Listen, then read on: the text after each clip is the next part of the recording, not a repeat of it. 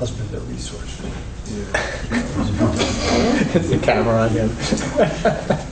Good evening and welcome to the August 11th, 2014 meeting of the BUHS District 6 Board.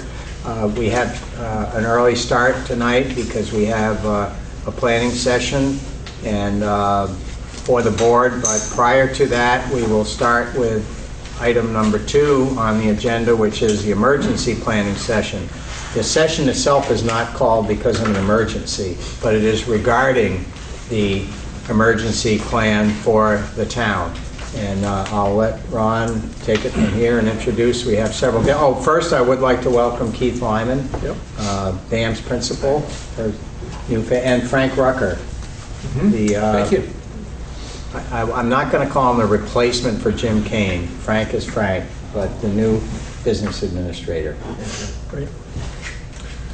Okay, so I am pleased to introduce members of the town staff that will be joining us tonight to provide a summary of our emergency planning.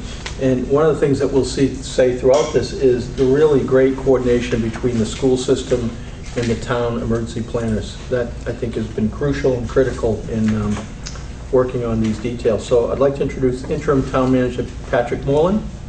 And if you guys would like to have a seat up here. So.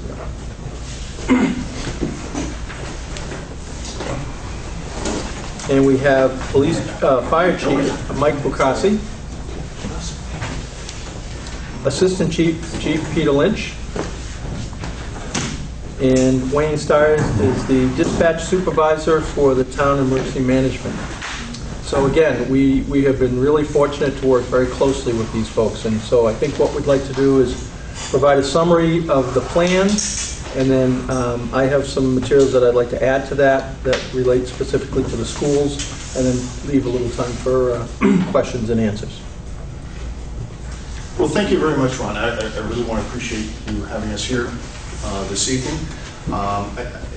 I think probably the best place to start is going back a couple of years ago, just after the shooting incident at Sandy Hook.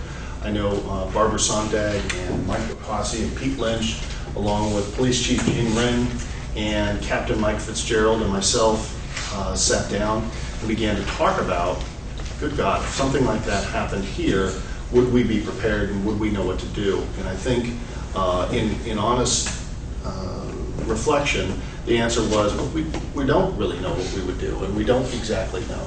So that was an opportunity for us to step forward and start to ask those questions, not just of each of our internal departments, but to reach out then to the school system, to reach out then to other community partners at the hospital, at Rescue Inc., in the sheriff's department, and throughout the town, public works, and to really start to identify not just, not so much what should you be doing, but what will you be doing, and early on in that process, Ron Staley was engaged, and I think what these guys will tell you is the coordination between the school system and the town and the other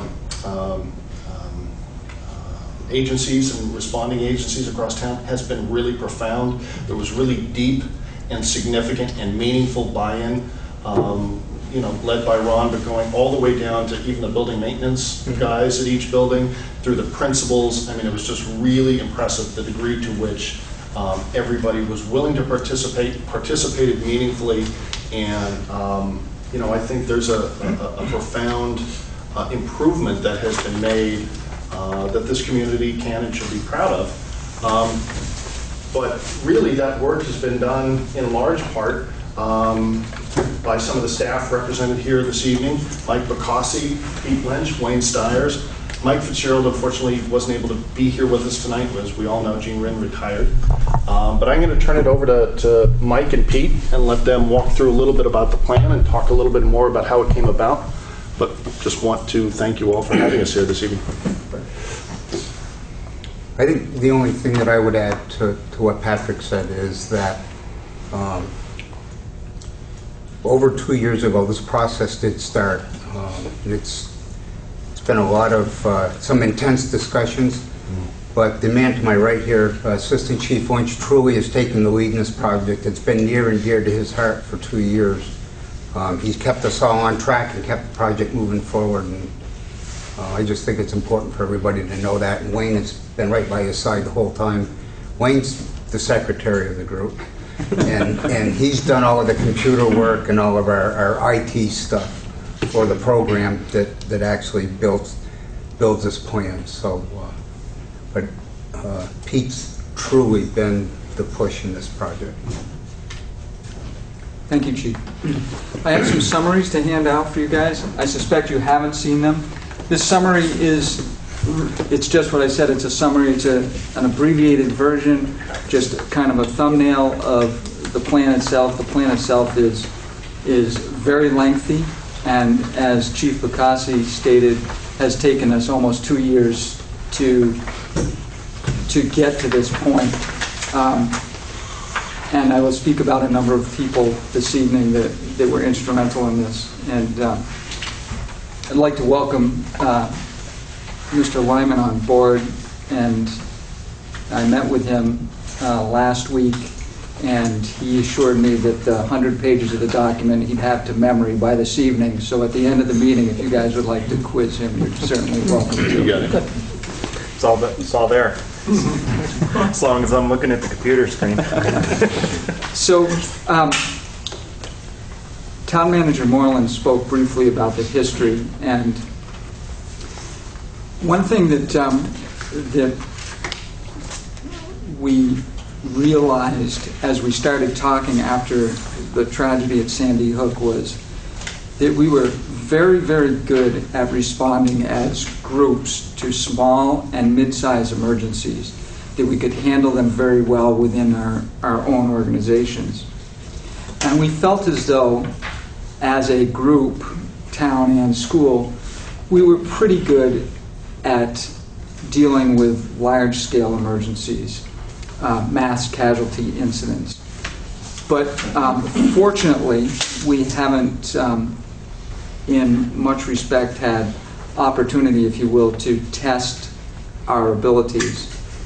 So we've undergone over the years a great deal of training through the REWI emergency preparedness stuff, through all hazards training. 2004 through 2008, we spent some time in the high school and in one of the elementary schools, specifically looking at how we as a group would address a violent act in a school. In 2010, Police, Fire, Rescue Inc., BMH, and the Wyndham Regional Career Center got together and planned out and held a training at the Career Center that involved a violent act. We did that to test a few things. One was our ability to mitigate a violent act in a school. Another was to see how well we could address patient care and movement of patients. And lastly, to look at our ability to communicate within and to the exterior. A lot of great things came out of that training and the trainings before that.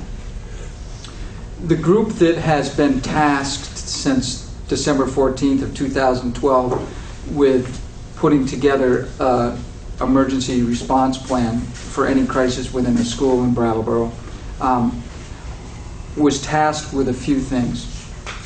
One was to discuss how a school emergency crisis response would look. And while the plan itself is terribly important, it's also, I think, important that we put emphasis on the fact that there were a large number of folks that would be responding to an emergency within a school that for 2 years, every couple of weeks, sat around the table and talked about issues. And Chief Bacassi used the word passionate when talking about the members at the table. A lot of very careful, a very thoughtful discussion took place around some very, very difficult issues that deal with the young men and women, boys and girls within our community, and keeping them safe, preparing for accidents and incidents that would put them in jeopardy or danger. We felt it was also critical as a group to talk about developing plans that all agencies could respond to using the same language, the same terminology, being together and on the same page about how we would act and react. Training staff was critical to us, both on the school side and on the town side. Testing sections of the plan, and lastly, we all felt it important to continue to educate students, parents, and citizens about how we as a total group would respond to a school emergency. I keep speaking about the group, and I think it's important to talk about who was involved, and those folks would be the initial responders to an emergency within one of the schools in our town.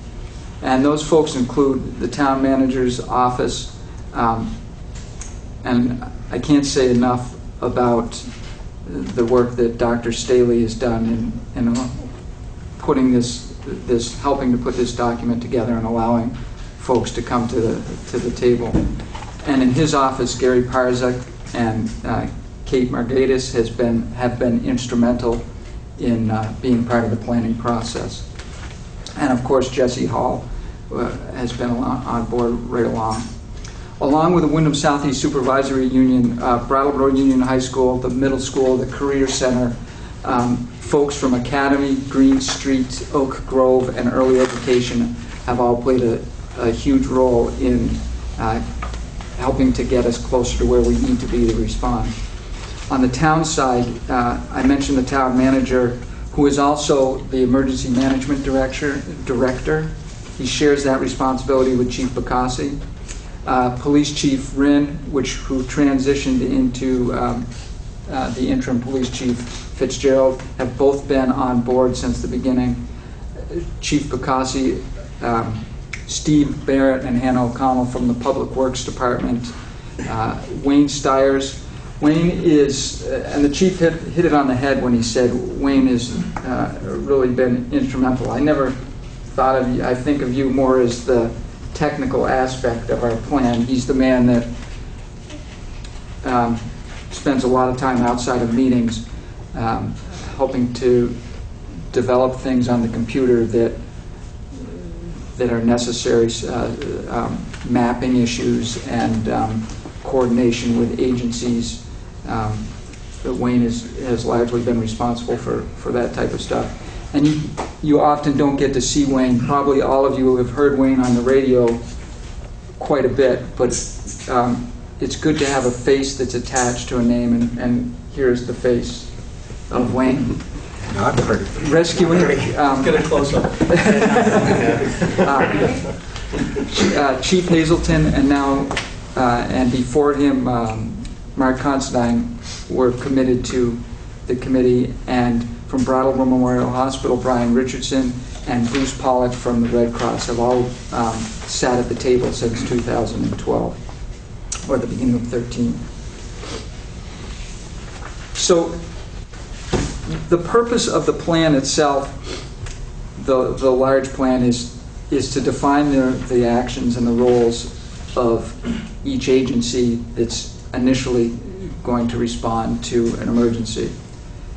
It also speaks to how we're going to work before, during, and following the school emergency.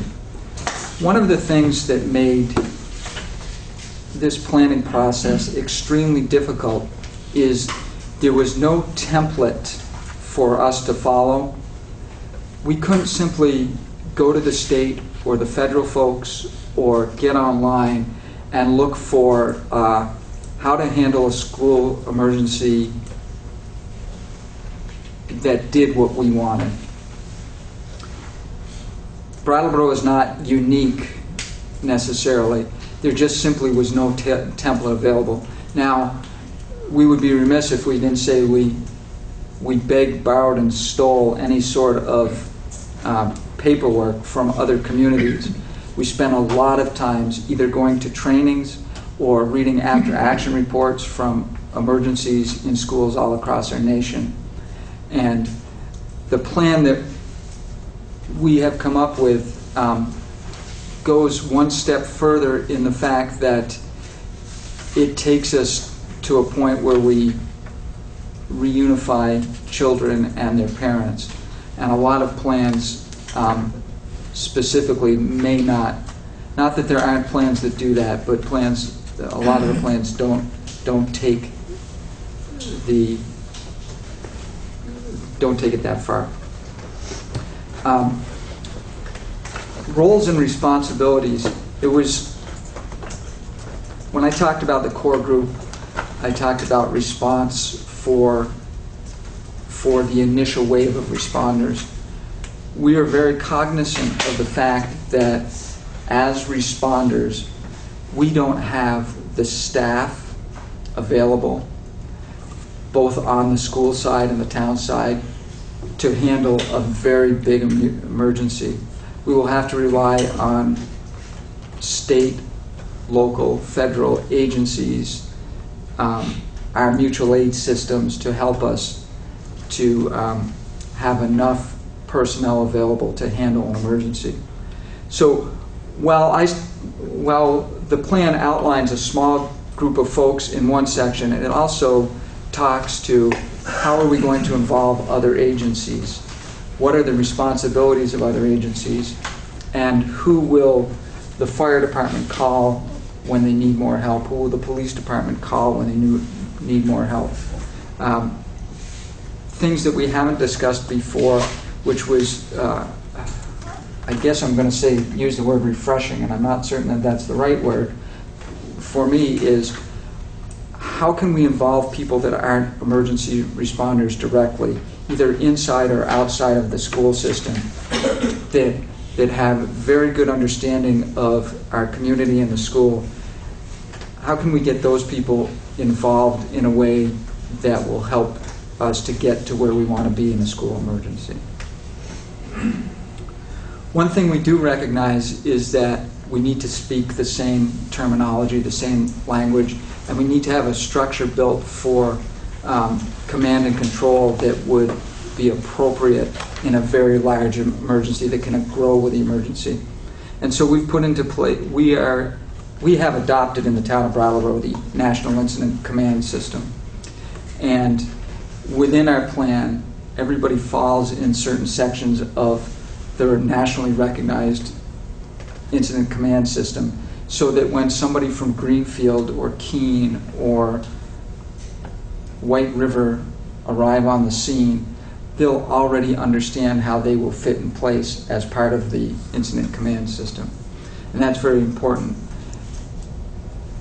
And the school system has done a tremendous amount of training over the last 8 months or so on how we can all work together on the incident command system. I've spent an awful lot of time thus far this evening talking about a violent act within a school. And this plan does deal with a violent act within a school, but it's more than that. It's meant to be an all hazards plan. It's meant to deal with natural disasters. If we had a severe thunderstorm that came through that affected a school, if we had a winter weather that was a little bit unpredictable, fire inside of a school, some sort of extraordinarily high wind that comes through, some sort of a hazardous material spill in or around the school, utility interruptions, or vehicle accidents, perhaps right out here on the interstate that might affect what goes on in our school. This plan is meant to speak to all of those emergencies, and it is also adapted quite well to deal with, unfortunately, a violent act in a school. I think something that probably 10 years ago we wouldn't have been on the forefront. And I think Ron mentioned it at one of our last meetings, and Wayne probably remembers the number. I'm terrible at that, but in the last school year, we talked about the number of incidents that took place in school systems in the United States. And that number was Almost 80. I thought it was 76. 76. See, I should have asked you to begin with. I slipped on that one. Wayne jogged my And I'm not taking, I don't mean to make light of that, folks, certainly, but we need to be prepared to deal with school-based violent acts. As harsh as it sounds and as awful as it is, in close to 80 communities, there was some sort of a violent act over the last school year. And I suspect a lot of those schools felt like it was something that couldn't happen within their community. We realized during Irene especially that communications was terribly important. And I know that Dr. Staley is going to hand out a letter that speaks some to communications. But we, a large section of our plan speaks to how we will deal with the media through public information officer, and that the public information officer would be getting direction both from Dr. Staley and from Town Manager Moreland in the event of an emergency. And we have taken advantage of things like the Brattleboro emergency notification system, Alert Now, which is the school's notification system, Vermont 211, and Vermont Alert, to name a few of the areas that we're going to get word out to the public. This plan is ongoing. It will be adopted in the next few weeks and signed off on prior to the beginning of school year. But we're dealing with ever-changing environments, and so the plan can't remain as is. We will continue to meet to train staff and to put in place changes that need to be in place in the event that we are off base as we watch other communities act and react. There are two other things that I want to talk about. One is evacuation points, the other is family reunification. Our committee thought we worked very hard to make sure that we were covering all aspects of any one situation. And people were very good about questioning, will this work? Why will it work? And if not, how are we going to change it? Reunification started out as a couple of paragraphs within the plan. And as we worked through reunification section grew immensely to 8 pages long, and a special committee, aside from the committee we've talked about earlier, just to handle how will we reunify children with their parents. It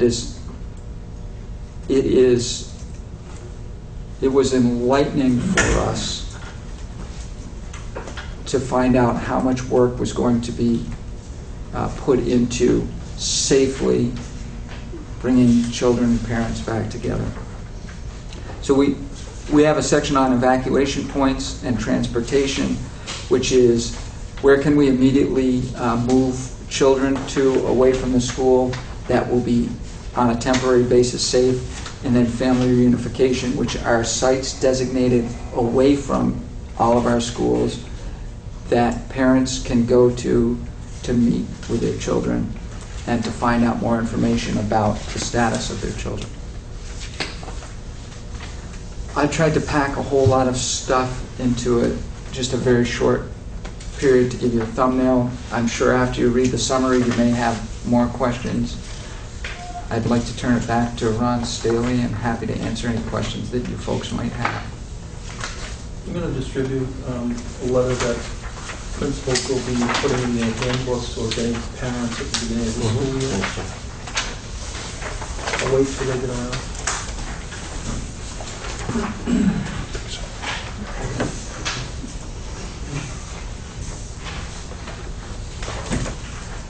So this is a letter that I've done probably every other year for the last 12 years or so, and it's taken on a little bit different focus because typically it speaks to the Vermont Emergency Management Zone, the EPZ zone with Vermont Yankee.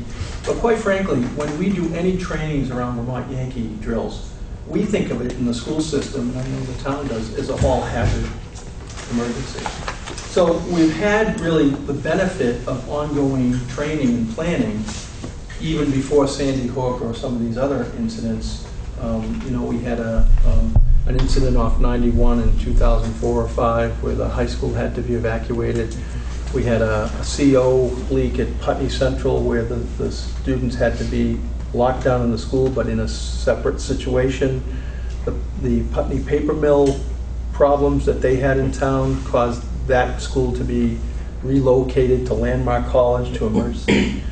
Just past winter, we had Oak Grove with the furnace issue, and the town officials were excellent. You know, the fire department came in and said, you know, this is what we have to do. Coldest day in the winter, but we had to send those kids to the high school. And through coordination with the high school, it wasn't this winter, it was a year ago, but it was a cold day. So we had to truck those little ones to the high school from Oak Grove, and it worked well. And it worked well because of the people in this room that really are dedicated to making sure that, you know, they're all our kids. So this letter specifically talks about the fact that for many years we've reviewed these plans, we've modified it more recently. The original plan started like 60 pages, and I thought 94 was enough, but then I guess we decided to go to 104. So we'll get to that in a minute. All the schools have a crisis management team in place, and you know, quite frankly, these guys are representing Brattleboro, but our school system is beyond Brattleboro, and so all of the outlying towns have emergency management personnel that really model the work that the Brattleboro emergency people are working with us on. We have information here about the radio stations where they would get their first information, WTSA and WKVT. We also have the school system Alert Now messaging system. And one thing that the town encouraged us to do is really publicize the Vermont Alert system. And so any of our towns can register through that system and get updated information. As Peter mentioned, we wanted to make sure our language was consistent. So in the next paragraph, it talks about restrictive access and securing the building. We also have state-mandated lockdown drills. So there's drills like the fire drills and the lockdown drills that will you know, prepare staff and students for these types of emergencies. But in terms of emergency personnel and school personnel, we wanted to make sure that we use the same terms: restricted access or sheltering or securing the building. You know, we're going to close the exterior building, we're going to restrict access. Things will go on as usual within the building as opposed to something that's more severe that would be locking us into classrooms. And then the second strategy, which is again consistent with Vermont Yankee planning, would be the precautionary transfer and evacuation. And I think in this paragraph, the focus that, if you look down the fourth line or so, we urge you to understand that it may be early in an event that children are transported under the supervision of school staff. Therefore, parents will be advised to go to a designated location rather than trying to pick their children up at school. We really need to emphasize that. We're advised by our regional emergency managers not to come to the school, as this will be adding to the confusion during an emergency. Now, we can't necessarily control what parents do, but I think the fact that if we lay out a plan that makes sense, and we're going to have evacuation points that we do, and then reunification points, that information will get to parents and the community members through this communication loop that we've been talking about. And then, you know, if parents have any questions, we want them to contact their school's office or my office, and we can provide them with more information or clarification if they have questions. As far as the overall plan is concerned, it's not a document that we would have free access to. When I work with our leadership team, our principals and assistant principals, there are sections of the plan, certainly the responsibilities of the WSESU, they need to understand. They certainly need to understand their school-based plans within that document, and then the reunification process to make sure we know what's the responsibility of the principals, the assistant principals, myself, the school staff, the nurses, and that sort of thing. So that's not information that's really widely publicized. It's a document that is really an internal document that the school people will be using and have been using, and certainly the town is using as well. So we gave you a lot of information, and we can open it up to questions. I'm really proud of the work that these guys do with us, because it really, you know, when stuff happens, which it does, everybody's ready to help out. It's not like, well, that's their jurisdiction or his jurisdiction. People are just jumping in, and that's important. One of the things, and this from board perspective, and I think I would probably speak for the other members, is as we've become more involved in physical changes in the structure, particularly since some of these incidents, we've put money where it's necessary into changes here.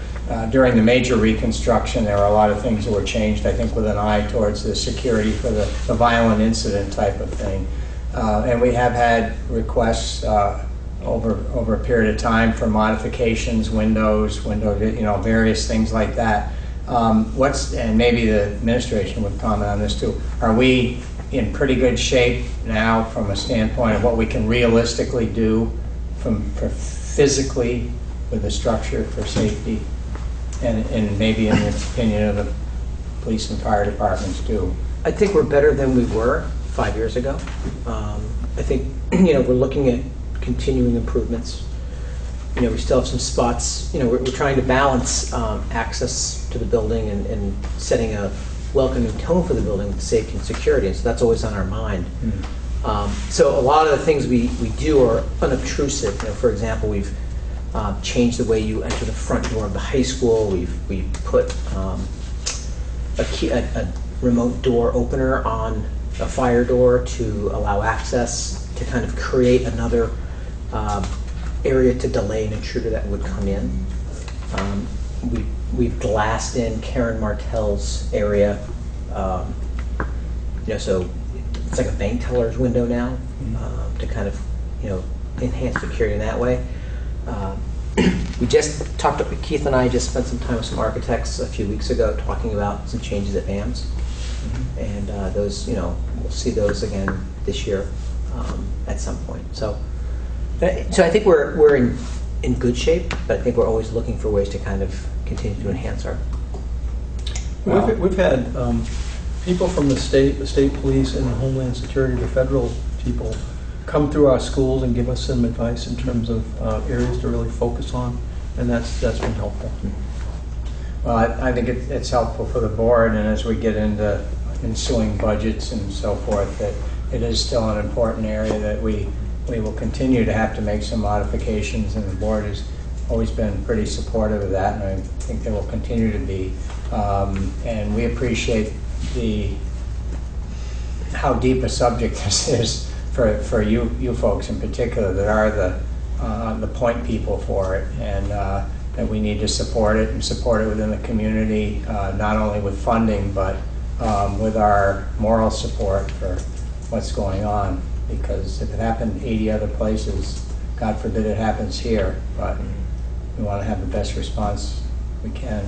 So we're behind you on that. I think I speak for. And other comments and questions? Well, it seems like you guys are doing the heavy lifting being in Brattleboro, but I was wondering what the liaison between the sending schools, those who Putney, Guilford, and Vernon, with their fire departments and their, Ron mentioned, you know, they're individuals at the schools, but will those various fire departments be used also? The volunteer fire departments of the surrounding, the sending schools. I'll speak a little bit to it, and you can jump in. Many of the outlying towns are elementary. Let's start with the elementary schools. Dr. Steelways had them at trainings, at meetings. I know Dummerston, Putney, they've all been to a lot of these meetings and trainings. As far as the outlying towns, will they come into Brattleboro? Yes, we have pre-designated what we call running orders. And basically, it's all predetermined. I just, basically whoever the incident commander is tells dispatch, depending on the incident, I'll use a fire incident that we want to go to a second alarm.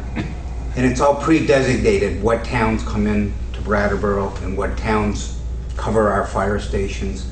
And we would use the same system to bring these outlying towns in. And as we move even further into the training and developing the plan, all of those towns will be involved in the training sessions. There's a lot of training still to be done, and it'll be ongoing, as you can imagine, forever. Does that answer your question? Yes, it does. Exactly. Anything to add to that? The only thing I would add is a lot of the folks that we talked about, BMH and Rescue Inc. and Red Cross, regardless of what town it is in this supervisory union, they would be the point people for that particular discipline. And I suspect that we have, Dr. Staley mentioned that everybody seems to work very well together, and I think that's true of outlying towns as well. So I don't feel as though town borders would be a hindrance. We certainly wouldn't run their incidents, but we would be there to support them in any way. And I think Putney, Dummerston, Guilford are all proactive towns in terms of their fire response. And Vernon. And Vernon, I'm sorry, and Vernon. I didn't mean to leave anybody out. That wasn't I'd also like to add there too, I don't want to speak for interim Chief Fitzgerald, but I worked closely with Chief Rinn over the past several months, getting their police departments lined up so they have the same type of running order. So as an incident occurs here, there's backfill that comes from other police agencies, and then the same for other outlying towns would be the same. Brattleboro would respond to those as well. I have one other question if I could. This response plan, in a way, it borrows from the radiological emergency plan in some respects, but it is a different plan than the radiological emergency plan?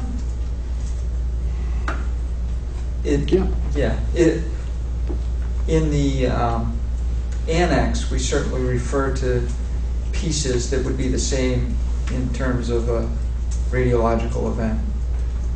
I suppose that the reunification would be a little more difficult since everybody's doing bells and walls. So that was one thing that came to my mind in terms of reunification and radiological. Right, that has changed, and actually with the BY plan, it changed to, rather than Bellows Falls, because they realized they couldn't handle all of the schools going up there, there are designated high schools or schools to the north and west that is part of that plan. This plan reunification, it's more immediately located, but there's challenges with that. And so in terms of our own staff's involvement, I think our staff would be more involved with this type of reunification plan than it would for a DY emergency. This will be a reunification process that, in effect, we manage locally. Mm-hmm. And I know, I would imagine it would be quite taxing to your staff. We would be, at the town level, probably closing all departments and reassigning staff to participate in staffing up the reunification center. So, it would be sort of an all-hands-on-deck kind of a day. And, I just want to say, before we wind up here, speaking for everybody I know on this end, this has been some of the most meaningful work that we've been able to do in the last couple of years. It's most important, and it really, as I've watched what Pete has helped to organize over the last 2 years, it's really a gift to the future. This is going to be a process that will prepare this community and make it a safer place in the years to come. And really, as I've been fortunate enough to work with these guys and with Ron and to watch all this come together, it's been a real process of just sort of getting to know you and understanding, was something like this were to take place, what are your folks going to be doing? What are your folks going to be doing? What are your folks going to be doing? And everybody sort of coming to a shared understanding, not so much telling everybody this is what you need to do and this is what you need to do, but just understanding what are you likely to do. And by the way, this is what we're likely to be doing. And that's a little different than the physical infrastructure that you spoke to, but it's a sort of community infrastructure, shall we say, within the emergency responders and within the school. It's building relationships and building understanding, and that is really going to have, I believe, a profound impact on the safety of this community in the years to come. And, I think Pete's done a fabulous job. I think Ron's done a fabulous job. It's a good plan. Any other questions or comments? Well, thank you. It's been very helpful. Thanks for having us. Yes. Thank you. Got the whole thing memorized? Yeah, Keith will recite it to us. Okay, so we move Thanks, into our board planning and goals session, and as we did last year, I would kind of like to start off by doing a quick review of the items that we, to refresh our memories, the items that we agreed to last year that we were going to work on, some of which were carryover from 2012-13 and maybe carry over again, because there's some things we keep working on. But in our 2013-14 goals, the key items that I made notes of, and I think we passed these notes around last October and reviewed them, was that we were going to continue our process of board education, at least one meeting a month to have some sort of a board education session. And by my reckoning, we held 7 of them. During the heat of the budget season, I think we sometimes back off a little bit, but we had some great board education sessions. Essentially we have another one. We've had another one here tonight. We were going to make an effort as board members to attend meetings of the committees that we were not on, I think there was some cross attendance, I guess you'd call it. I didn't make every other committee, but I think most everything except for maybe one. And I think that's one that is valuable. I don't know what everybody else's thoughts are, but once in a while to just drop in and see what the other committees are up to. And so I think we probably did a pretty decent job of that. We had also talked about communicate a little bit more the dates and times of faculty and department head meetings, and as appropriate attendance by board members, not constantly being at the meetings, but as appropriate. And I have to say that I'm not quite sure how much of that happened, but maybe there was not a necessity for it. I don't think we did a lot of it, but I think that should still be out there on the board for something to think about. And then we had some kind of, I call them committee goals, and I'm hoping that we'll have a few more suggestions along those lines tonight. I know as the Finance Committee, one of our goals was to flesh out the capital plan, and a goal of reducing what we call the surprises that sometimes we got, and to keep stakeholders, all stakeholders apprised of our future needs, looking out and sharing with the public a little bit further ahead of the things that we need to do. Personally, I think we made progress, but I really think we've got some more work to do there. And with Frank, I'm sure, will be involved with us on this. But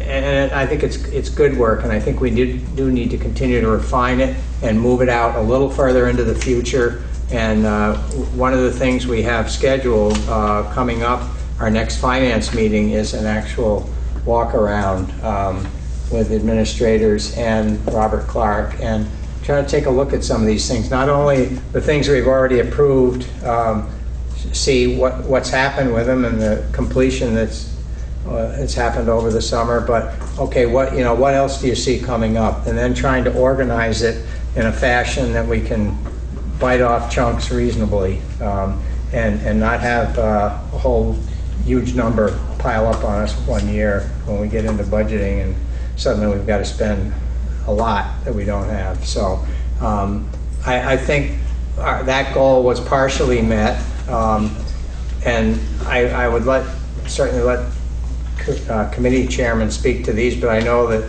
for instance, TCC wanted to work a little better follow-up, particularly TCC, but BAMS and the Career Center committees follow up on 1% funds, and I think probably you can comment on that, Ricky. I think for TCC and BAMS we did a little bit of that. We still have to do more of that, I think, but it's getting better as far as the follow-up on how the follow-up after the fact, like what was the report and how did it come. So I think that we still need to do more of that, but I think it's getting better. And I would say that probably for the Career Center committee, it's the same thing. When we did recently sit down and go through some 1%. We probably in the past have not always followed up to see what happened. So I think we would keep that on our agenda as well. Is there? Well, let me just finish going through this, and then we can talk about individual committee goals. At one point, it was suggested, a good suggestion, invite town finance committee to a finance committee meeting, and I will take responsibility for the fact that that one slipped through the cracks. So that might be something we want to continue with. Another item was reviewing the school calendar with administrators, goal being to reduce number of short weeks and consistency of instruction. And we've done it. We've done it, yes. I had a parent actually say to me today that she looked at the calendar for this coming school year and she was so glad to see the fact that there's actually no short weeks until almost Thanksgiving. And how, because as she put it, she goes, we're trying to prepare our kids for the world of work, and they don't know how to work 5 days in a row. Yeah. they don't know how to do their job, which is to go to school 5 days in a row. Yeah, you can jump in. Yeah, I think over the past 2 years, we've tried to refine the professional development calendar to have more consistent weeks. We tried it this last year with the Thanksgiving break, which seemed to work really well for families, and it did for teachers as well for our professional development. So try to do as much of that as we can. Yeah. And the last item I had for the prior year's goal was supporting the district-wide action plan. And in a minute, I'll ask Ron to review this coming year's plan. But the particular items that were board responsibility were the annual board self-assessment, and then something I also have to admit that I've kind of lost that as to what we were going to do about attendance council. It refers to attendance council. Will you address that when you get to your? I can do that. For those of us that have kind of lost it on that. And I think one of the other things that I know we've committed to as part of the district-wide plan was particularly the areas of safety, which ties into what we talked about earlier today. So I think we made some good progress. I'm happy to have other input as whether we did or didn't, but I think there's a lot of these items can continue on, and maybe there'll be some more added to it. That's my perspective, and maybe it would be a good time to, you want to do the district action plan? Yeah, unless there's questions or comments about any of the things that you just talked about. Well, are we going to, talk about next year's goals? Yeah. This is Yeah. Well, I thought maybe in the context of him, Ron, reviewing the district action plan, that might. Sure, no, I'll hold on. Yeah. My comment, yeah. Hold on.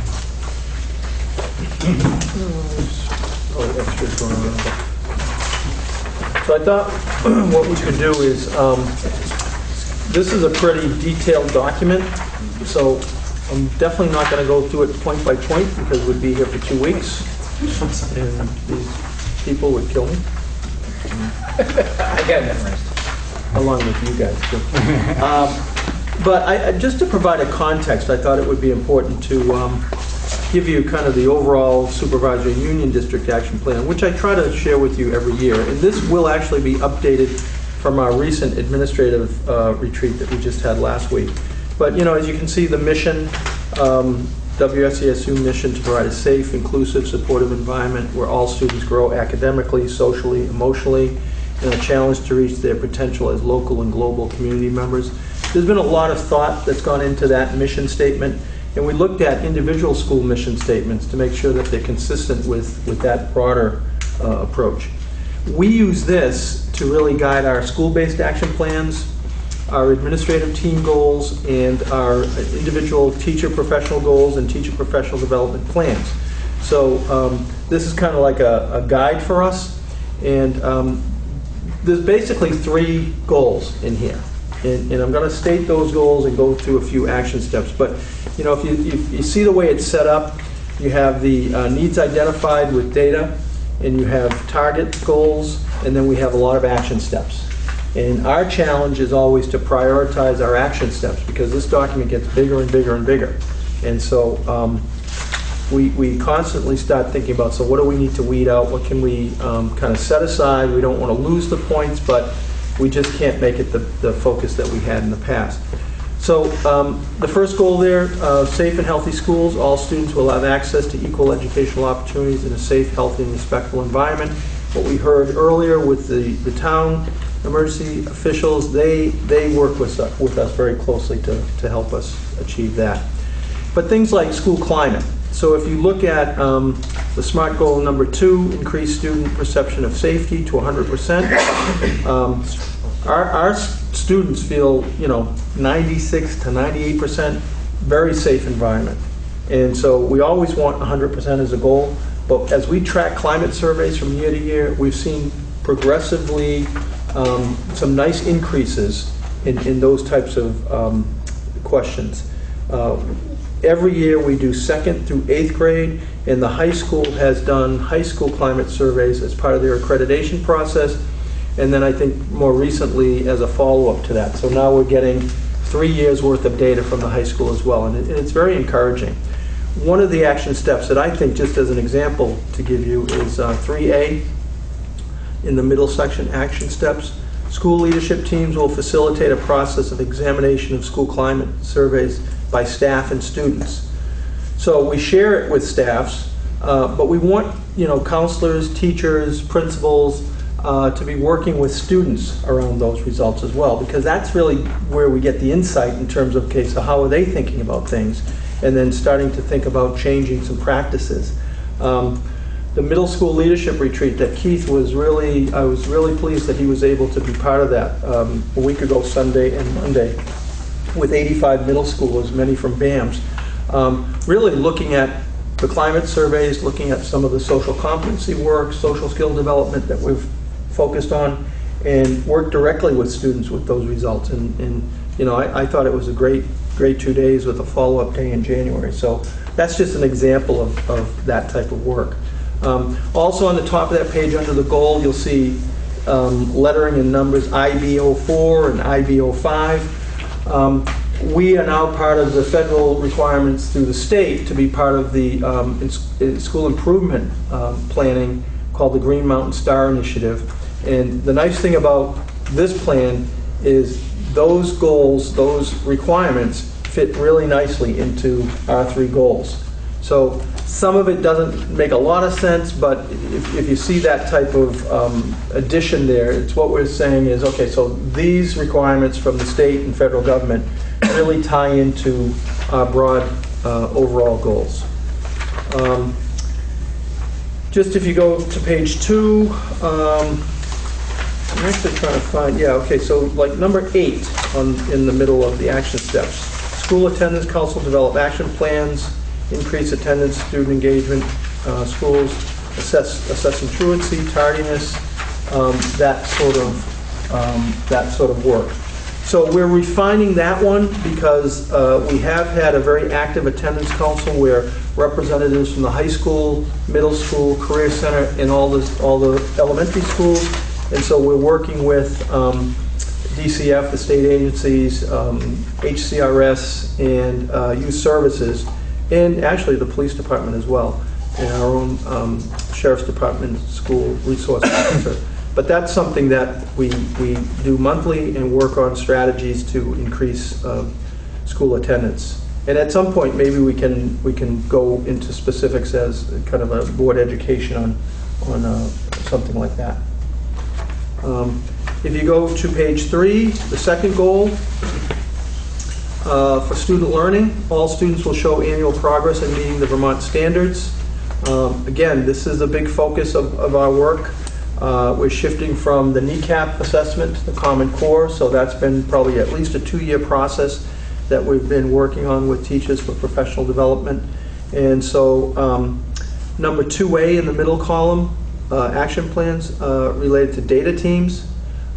We have instituted data teams in all of our schools, realizing that it's not just looking at the kneecap data, nor will it be the Common Core, but our own formative assessment from classrooms, progress monitoring, just to see how kids are doing beyond the standardized tests. So that's an important element of the work that we do. And then using that data to drive instruction. Learn from that information to modify instructional practices. Number 3, and I guess number 3 is a good area to look at, improved delivery of math and literacy instruction. We've gotten a lot more consistent with that with our professional development, research-based, and that has shown good results. And then 3C, this is more with the grades K through 8, but the high school and middle school do a lot of transition meetings as well. But this grade level in content level meetings, teachers working together in curriculum and assessment, that's key in terms of the teachers' professional development, working as colleagues and sharing best practices and things like that. So that's another area that we've really focused on. Again, I'm not going to go through this whole document. And if you skip over to page 6, the third goal on leadership, members of the WSESU school community will work to develop school climates that promote positive and respectful behaviors and pride and ownership in our schools.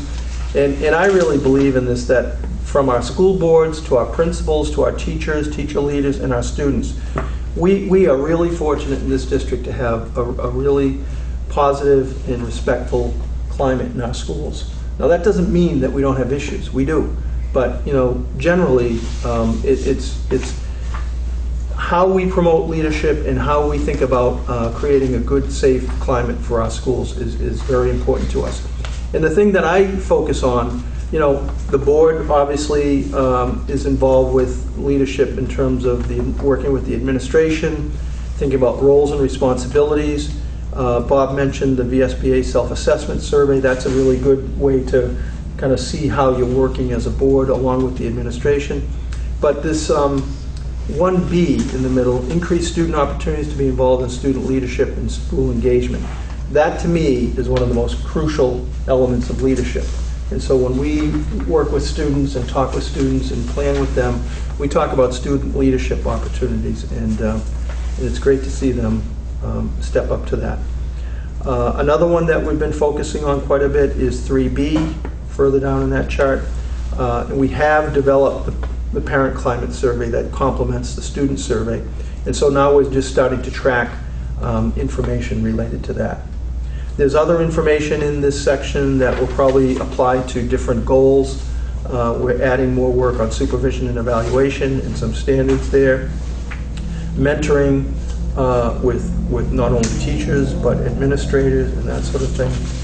But again, there's a lot here, and I guess I give it to you as kind of thinking of the broad main 3 goals, and then some action steps that we're all engaged with, and then particular school action plans that are specific to either the high school, middle school, career center, and then the elementary schools as well. Ron, you mentioned these IB07, IC06, those are state and federal. In the area of this last page 6, there's IB05, District Supervisory ensure that resources for each school improvement initiative, including budgetary resources, are appropriate and sufficient for that school. So that's one place where the board Yep. comes in. Yep. There. So IBO5, is that part of the state, or? It's again, it's all of those additionals, lettering and terminology as part of the state mandate State. Okay. through No Child Left Behind. Well, which comes Yeah. down from the federal. Right. Okay. That's right. And I think the really good thing about that is Vermont has been really creative and flexible in terms of trying to work within the federal guidelines, as opposed to some large urban states that really don't have much chance to change things. We were part of a task force when they had to make a decision whether to apply for a waiver for No Child Left Behind, as some states had tried to do, and the state realized that if they used this system of school improvement and they got enough people in the state, school leaders, to understand the benefits of it, we would certainly get away from any of those punishments like firing the principal, firing half the staff, because it's crazy. It makes no sense. You're not going to get other teachers to come in and replace those teachers. So the state worked really hard at adopting a school improvement process that really tied into what we were doing anyway. So, I feel fortunate that we're part of that. But you're right, there are budgetary implications in that area. I have a question. Ron, do you think it would be possible or even beneficial if some of these data teams reported to us once a year and Yeah. told us where we were on a scale? I think we could do that, yeah. Just be interesting. I don't know, I guess I didn't bring it, but our literacy and math coaches put together some kind of a broad overview of progress, and that would be interesting to see. And I know at the middle school and high school, they have a little bit different format to do that in, but I think that would be helpful. Yeah. That could be one of our board education sessions. Ron, speaking of the data teams, you had that two-way that you highlighted on page 3.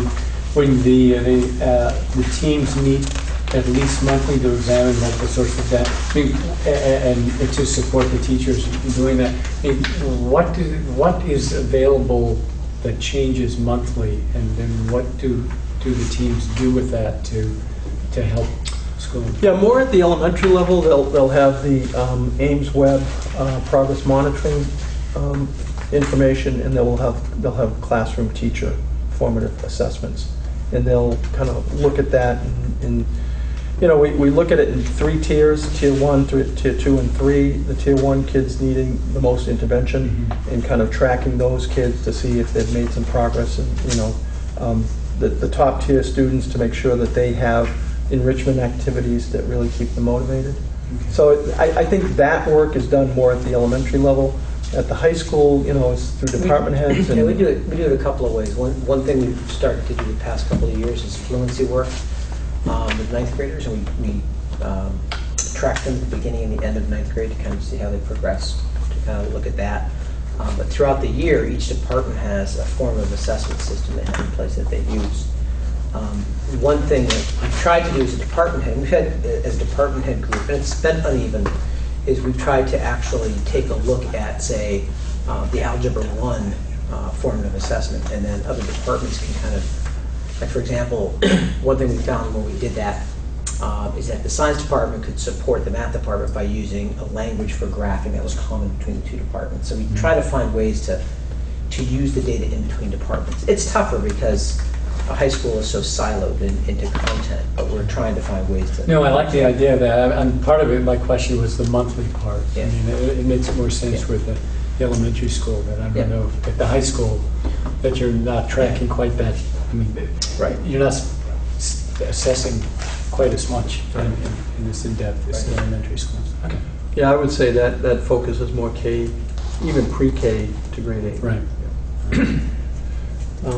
Again, I think of this document as a resource. If you have some time to take a look at it, and if you have questions, please bring it back and we can spend some time. If you just said, hey, this would be a great topic to do some follow-up with, that would help us focus on that. The next document that I wanted to distribute is an updated dual credit, our Wyndham Cleveland High School listings.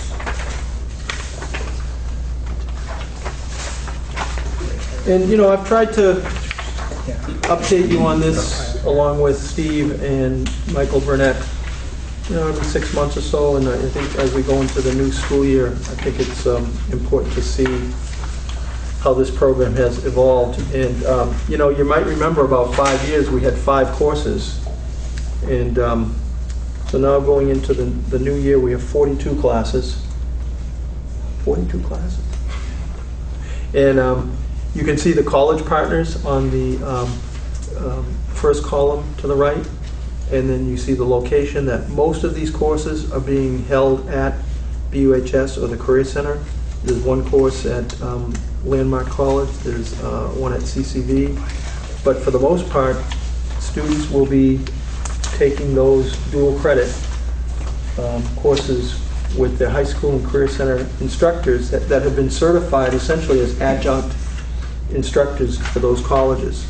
We have had a great relationship with the area colleges, and quite frankly, with the New Hampshire community college system, they've really pushed our own Vermont schools to work with us very closely.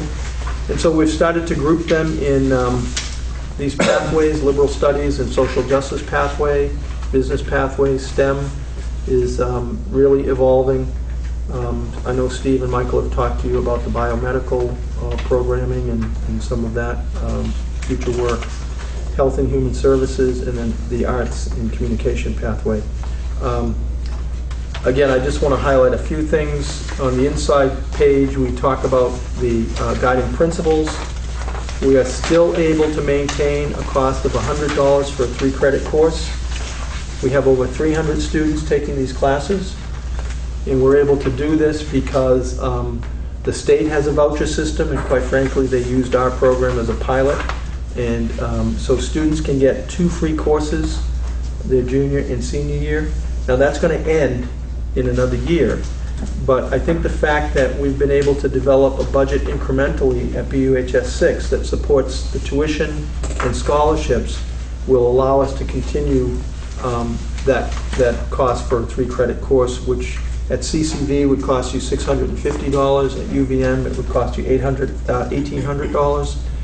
And so we are graduating students from BUHS and the Career Center with 15 to 30 college credits. And the next page will show you just an incomplete list of about 66 colleges that do accept our credit. That's grown to about 85, which we just haven't listed them all. But early on in the system, we were having the question, well, okay, that's good if the kid takes the courses here, but what if the college doesn't accept them? I think we've found 2 colleges in the country that haven't accepted these credits. And so if it matches their major, they're able to transfer the credit. If it's not, it's usually transferred as an elective. So again, we have students with 15 to 30 credits.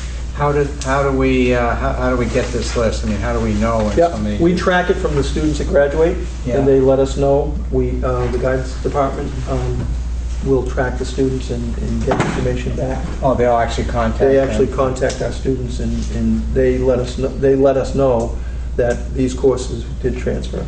Yeah, so there is that formal assessment with the students.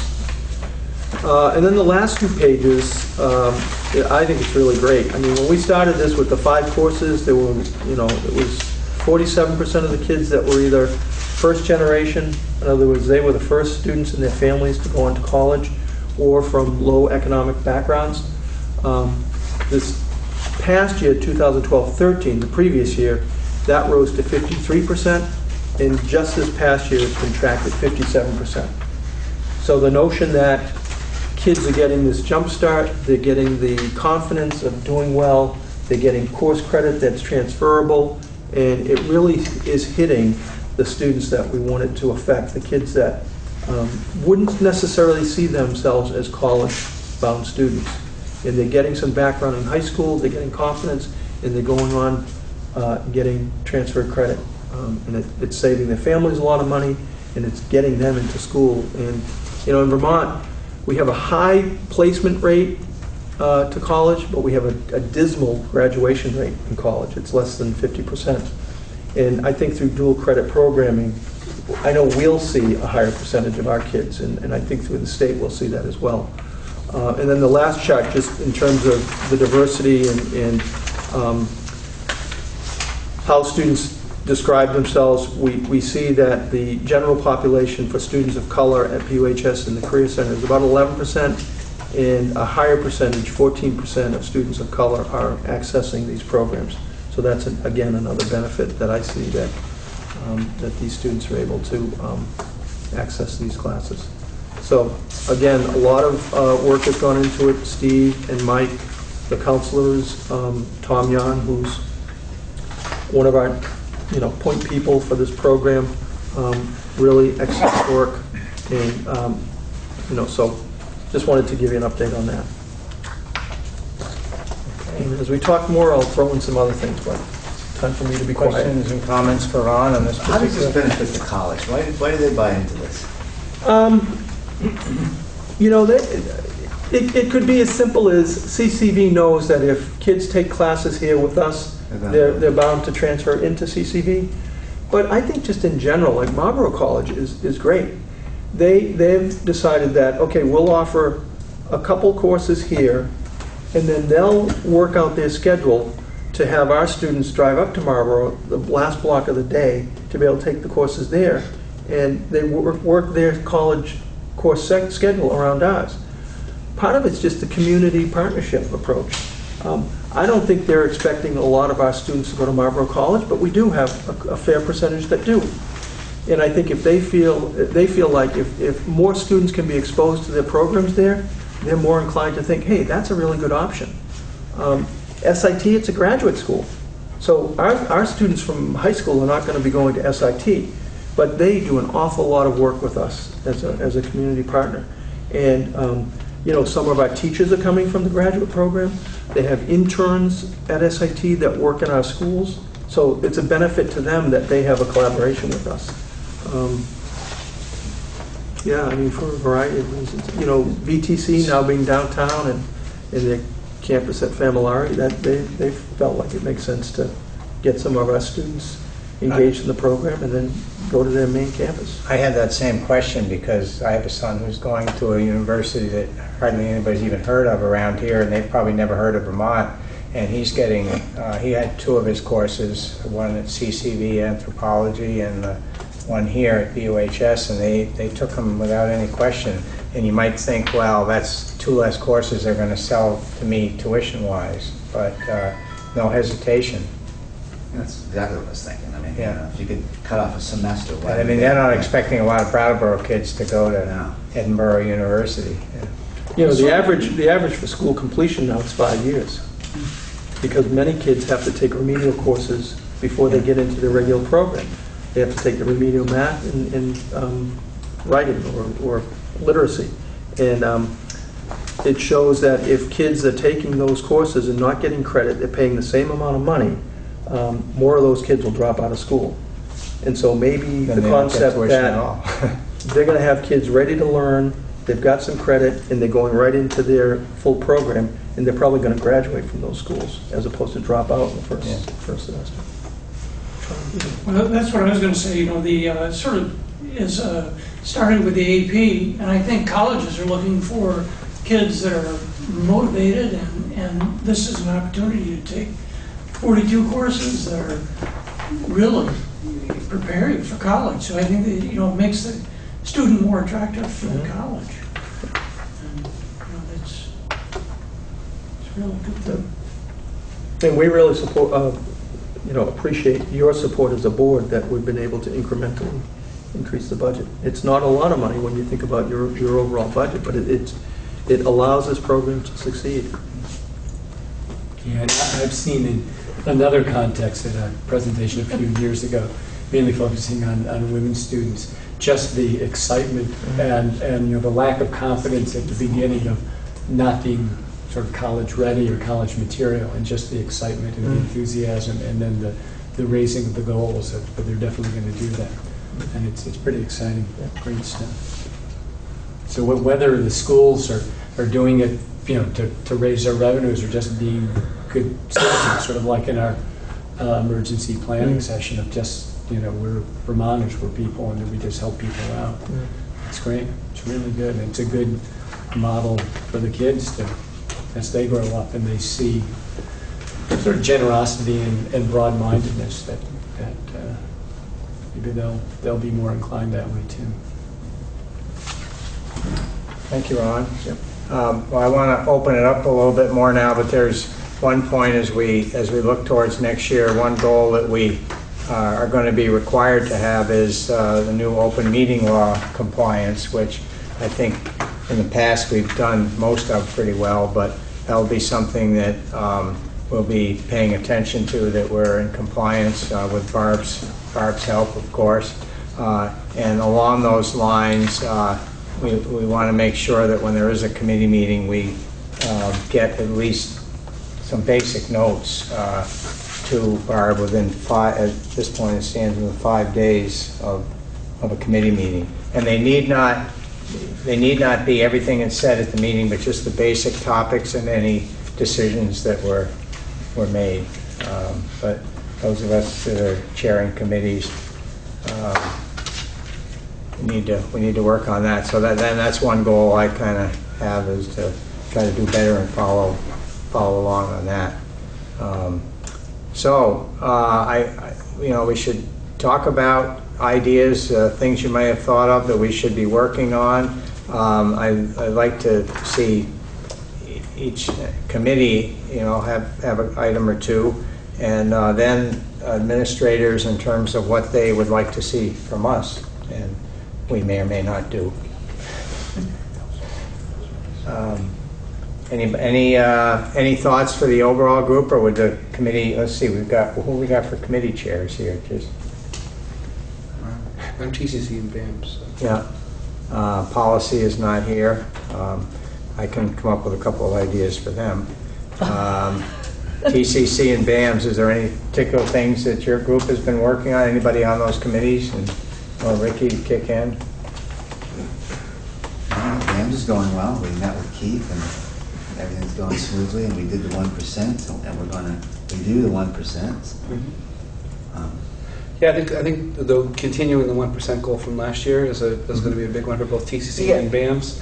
Just really being more on top of how's that being spent, what's the result from the work that was done, how's it benefiting our students, those kinds of questions. So I think that they're just continuing that 1% work is going to be a big one. I'm trying to remember which principal we were talking to about that there are. I think maybe it was at it was a TCC meeting. I'm jumping around, but it was with the 1% funds.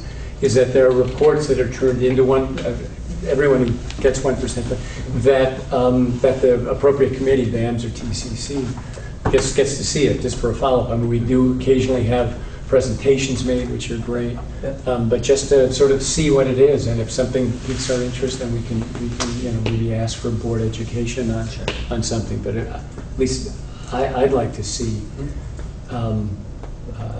just a follow-up on whatever every one of the 1% fund, what the results were. Not that anybody has to do anything else, but if they're writing it up for the school administration, just to pass that along. One of the things we're doing this year is we're asking all of our teachers that have done 1% work to share that with the entire faculty, so we can kind of see what everybody's doing along the way. That's so cool. an easy extension of that would be to provide information. A synopsis. Yeah, sure. I mean, that actually segues into a comment I was going to make, but maybe it's probably more overall rather than it's committee specific. And that one failed one that we did about going to faculty meetings, it was probably me who was pushing that last time. And since the faculty meetings are on Tuesday afternoons, and I always teach on Tuesday afternoons, I haven't pushed it. But I think the notion is sort of broader. I mean, you're talking about presenting 1% funds so everybody sees it.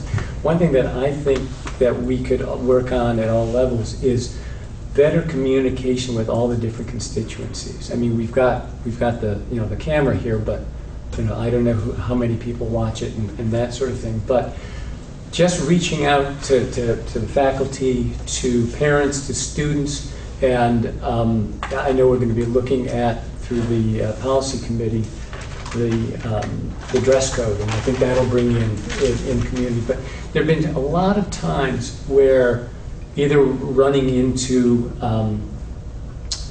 parents or on the street where there are just these sort of lack of familiarity of, wow, I heard the school board approved, and I go, really? I said, well, the truth was that maybe the administration sort of presented this is what happened. It's just that sort of lack of familiarity, or more when I was on the town board, people would come to me and say, gee, are your meetings open? Can we come to the meetings? And it's just we're part of the community, but we don't.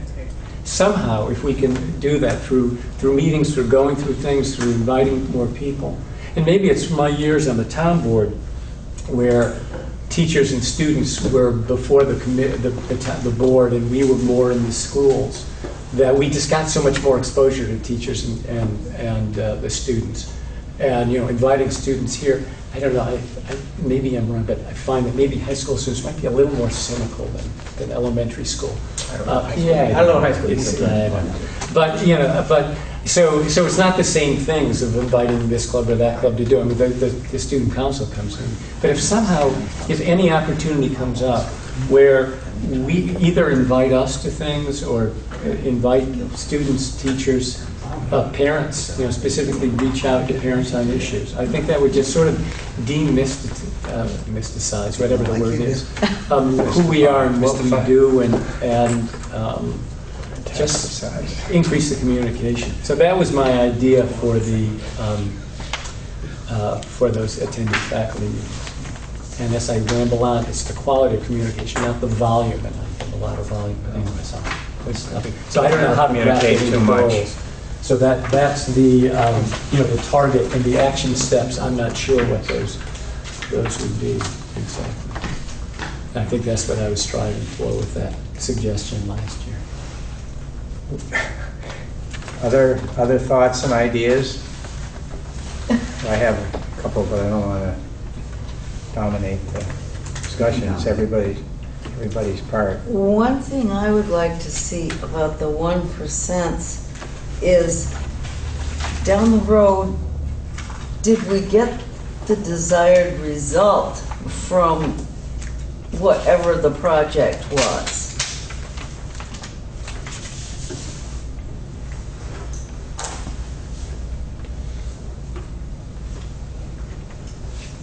That would be good. In other words, did we get our money's worth?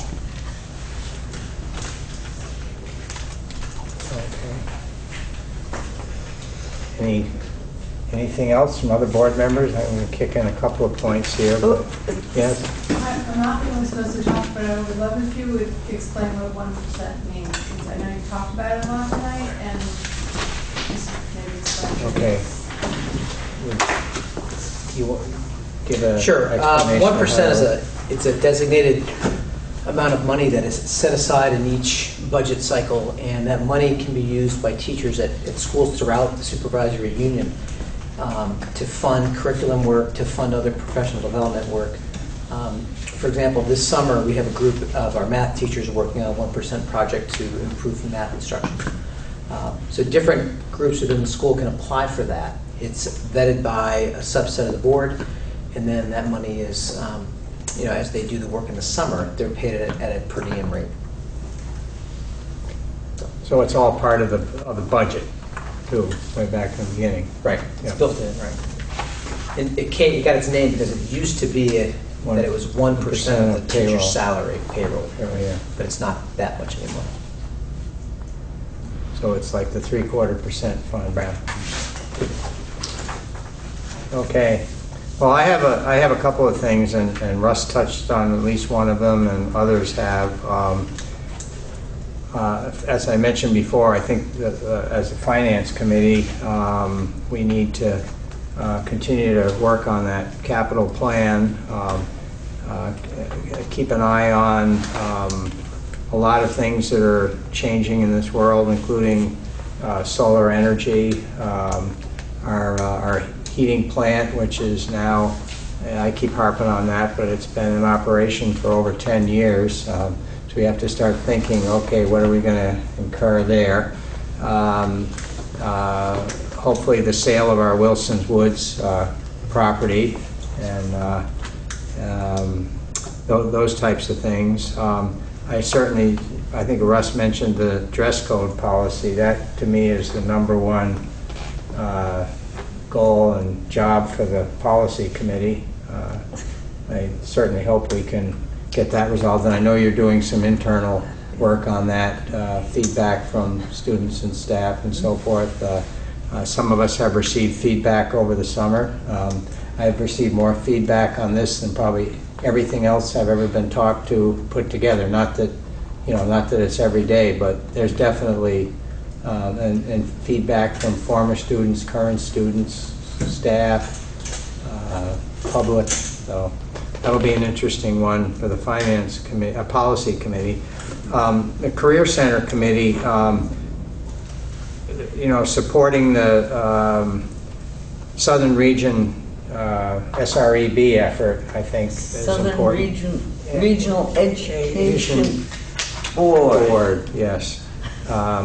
I think it's important that we keep that. And in general, and Russ alluded to this too, is communicating to our stakeholders constantly about the Career Center and the programs and the things that are going on. By far, the most questions that I get about, what's going on, or what do they do there, is about the Career Center. In spite of our great programs, and we've tried to publicize it, but I think that's something that we need to try to enable, is more and more communication about what goes on at the Career Center and the opportunities and how that all ties into where Vermont's going and what Vermont's looking for in terms of employees. So that's one for the WRCC committee.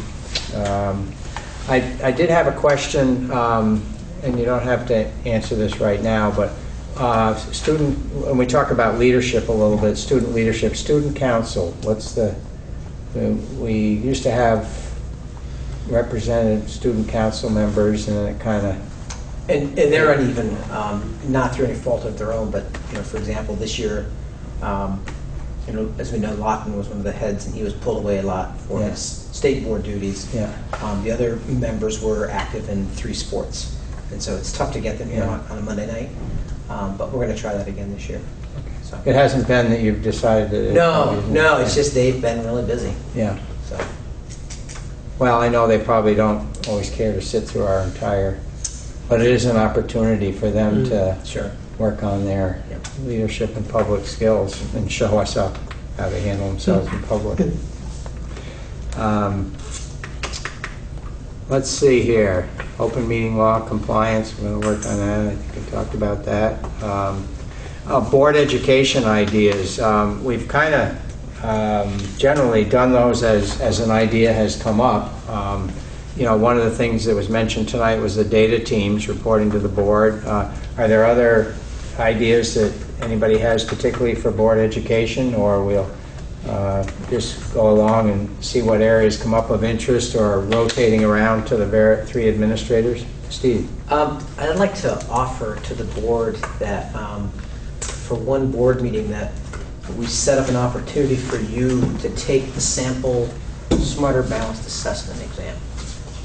Some sample questions from the middle school and from the high school. Not because I want to test your knowledge, but because I'd like the board to see the layout of the exam, because it's an online assessment. And so I'd like you to see what the students have to do and the manipulations that they have to do to answer these questions, and to also see the types of questions. So at some point I'd like to get a computer lab and have the board sit in, and we're not going to grade it. But that, you know, there are sample questions available, and they're in the exact format of the SBAC exam. So you can actually sit there and look at it and say, okay, so this is what the question would look like if I was taking this question. These, where the questions change based on your answer to prior. Right. Right. But what I really want you to see is the interface, is the physical interface that the students will have to navigate even before they can answer the question. I mean, it's a pretty tough I can't even describe it. It's two windows that move independent of each other, and I think it would be worthwhile for you to see and to see the questions. I think it would be a good experience. And what is the test for? It's the Common Core. It's the Common Core. Right. Okay. Yeah. We're not going to grade it. It goes, it automatically gets graded and goes into a national Now we're going to database. see our level of trust that the board has.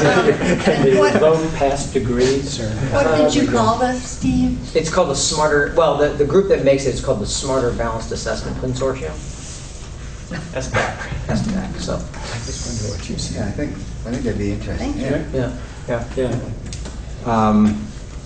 We want to do that for our second meeting in September.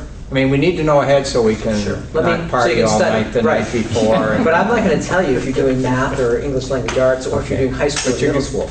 Oh, okay. So we can't So we can't study? cram, Bob? Well, Does that have an acronym then? Yeah, SBAC. SBAC. Yeah. How long will the test take? Well, depends on. We wouldn't do the whole test. What I'd ask you to do is I'd ask you to try a couple of questions, and we'd probably divide you up half into middle school, half into high school. Okay. And then from there into language arts and math. Yeah. The other thing I'd like to do is bring Lyle Holliday and Nancy Johnston here to talk about the personal learning plans that we're launching for our ninth graders this year.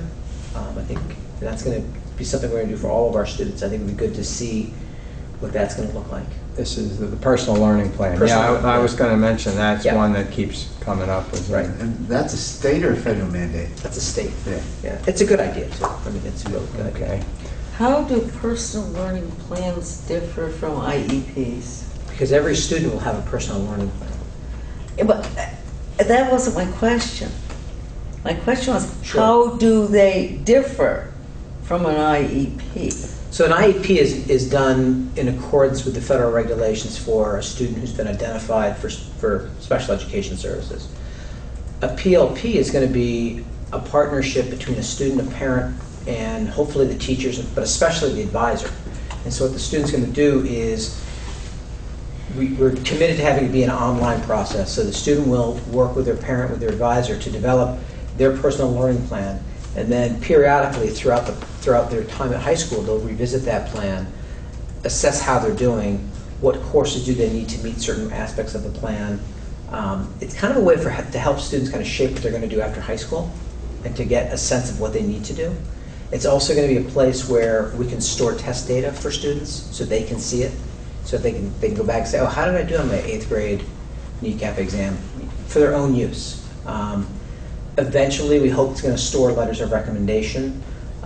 We're hoping that down the road, as we move to a proficiency-based model for graduation, that students will be able to actually upload and embed different ways they've demonstrated proficency. So it's a portfolio. It's an online portfolio. It's a 4-year online portfolio. Well, that's a good one. We'll put that on the list. I know you probably haven't had a chance yet, Keith, to think about that, but we have kind of rotated this to give each of the 3 schools an opportunity. So a little further down the line in the fall, or if you think of something you think is appropriate that you bring to us for our education, you'll get your bite at the apple too. Well, one that I think I presented towards the end of the year, which would be BAMS, would be wondering how foreign language is changing as, at least for the Brattleboro town schools, where the kids will have had K through 6 of some exposure to French or Spanish, and how that's being accommodated, what the impact is at the middle school level. Because it's been a number of years since I've been on the town board, but That was when we instituted it, starting with the kindergarten class, which I think are now 7th graders. But thinking, well, geez, how's BAM's going to deal with these kids that have had that? And, it'll work. And so I'm just sort of wondering what the plans are for it working. They have made adjustments I'm sure they the have, last yeah. couple of years, and so we can formalize that. I certainly have long-term ideas, but it really evolves around the proficiency model and assessing the standards at the elementary level, so we know what standards they've met as they come in, and just kind of picking up from there. Yeah, no, it's just something I'm curious to report of how it's working. So it wouldn't be the first meeting, but somewhere into the year maybe. For the record, that PLP stuff will be 7 through. Is it 7 through 12? Not 6 through 12. 7 through 12. Yeah, that's right. That ties into BAM. So the middle school will be working on this as well. Yeah. Well, you could be part of that education session too. I just wanted to make the point that we try to give everybody an opportunity to smarten us up. Okay. Is there anything else? Any ideas? I will, as I did last year, unless somebody has a better idea, I'll write up some notes on this and we'll pass them out at the next meeting so we can kind of refer back to them periodically. Well, how many people kept theirs from last year? Kept their what, notes? I certainly did. So did I. Ruth brought hers. I think that was her point. she brought hers tonight. I certainly could not do it from memory, what we said we were going to do last year. Absolutely not. Well, thank you all, and thanks administrators for helping us out with that. We'll try to move briskly through the rest of the agenda. And we will start with at 7:46, 7:45. We'll start with the clerk's report and the approval of the minutes for our other summer meeting, which was July 7th. And those have been circulated, I believe. Is there a motion? I move the minutes of July 7th as presented. I'll second them. Okay, Vicki and Luke. Is there any additions, deletions, or corrections? If not, all in favor of approving the minutes of July 7th, please signify by saying aye. Aye. Opposed or abstentions? Aye. One abstention, please. Sean abstains. Okay. Any communications? No? Okay. Anything else for the clerk's report? Okay. If not, we'll move into consent agenda. Is there a motion accordingly? I move going to consent agenda. Second. Second by Sean. All in favor? Aye. Opposed or abstentions? Okay, we are in consent agenda, and we'll start with finance. Okay, finance met on Friday, July 24th at 8 a.m. And we approved warrant numbers 1,000, 101, 103, 104, and 105 in a total amount of $146,207.53. We also approved payrolls dated June 13 in the amount of $522,787.12. And June 27th in the amount of $674,975.08. We also awarded bids.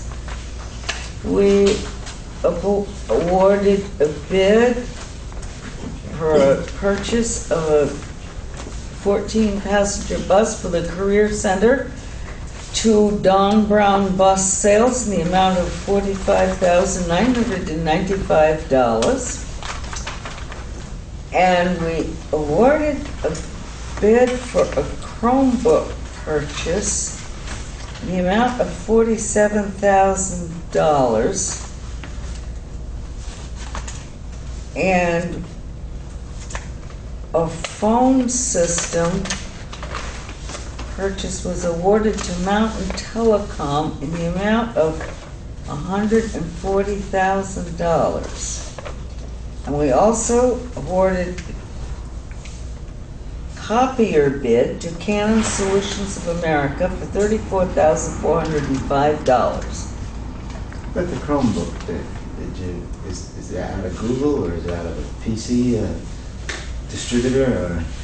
It does not say here. It says there was a low price secured by Bob Whitworth. Low price secured by...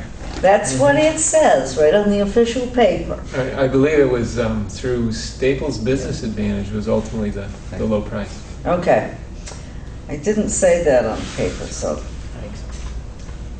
And then we talked about energy saving initiatives and teacher contract negotiations for FY16.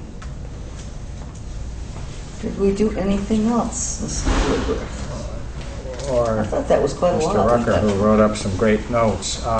Well, just to point out that these were all items that were in our budget process, and some in particular came out less than what we had expected.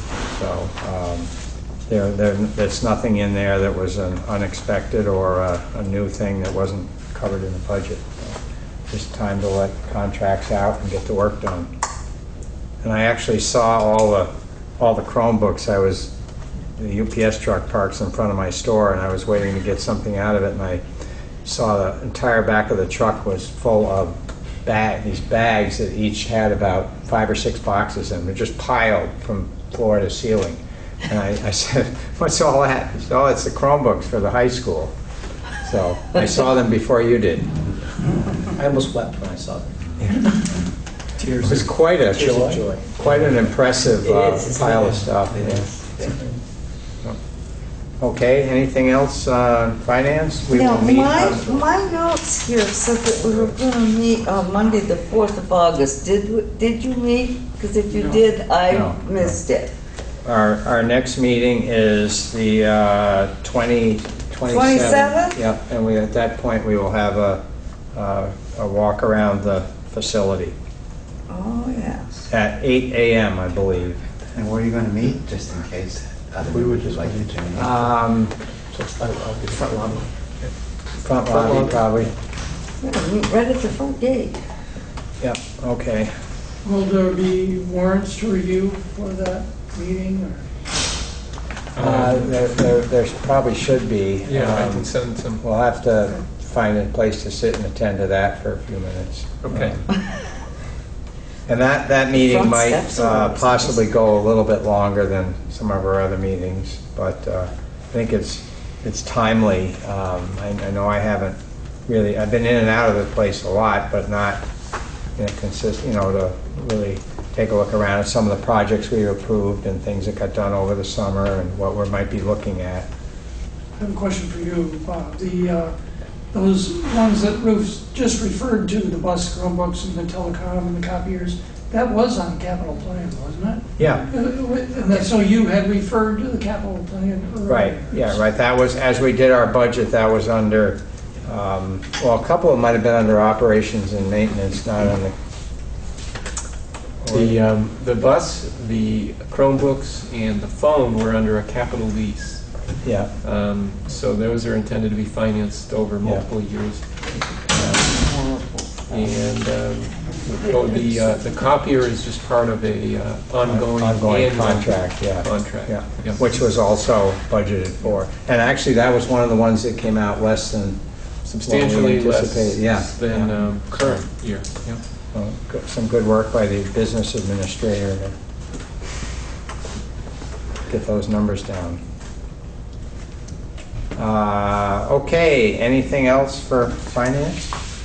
Okay, no report, I guess, from planning and policy. I would assume and hope that they're going to be... There was one more thing. Didn't we have a brief conversation at finance about the solar consortium? Right. Yes, yeah. Yeah, I wanted, if we had time, Frank, to just outline that, briefly, that discussion, but Depends on what you're thinking in terms of time. I know the principals have a very brief report. Yeah, well, we can do that or do it under your call, whatever. If you want, and while we're on the topic, give us a Sure, I brief think update. just a couple of minutes or less, maybe. So there, since our meeting on the 24th, Norm Etkin at the Vermont Superintendents Association did connect with a representative who is willing to take the first step, which is develop the RFP. So I'm just now looking at the proposal from the consultant that will help us gain a grant from the Agency of Education, and that grant will fund the initial RFP that brings a voluntarily interested consortium of Vermont public schools together, could be towns as well, that are interested in pursuing the photovoltaic electrical generation net metering agreement that's all enabled through the Vermont statutes a couple of years ago. So the individual who has been selected to develop the RFP has outlined the key obstacles to all of us, which are the legal, the staffing to respond, for us to respond to governance issues when you have multiple entities, sometimes difficult to agree. He's identified the obstacles. He's in the process of identifying the opportunities, so that once we do have a proposal for this consortium to consider, there'll be this cost-benefit analysis ahead. So it'll be apparent whether or not it's worthwhile for each entity to participate. That's expected to come together in the next month, and we would hope sometime in September that there would be actually a proposal, a draft RFP for boards to consider. So that's where we're at. Thank you. Sure. Okay. Teacher curriculum Has not met since our last meeting. and BAMS. BAMS, we've met twice since our last meeting.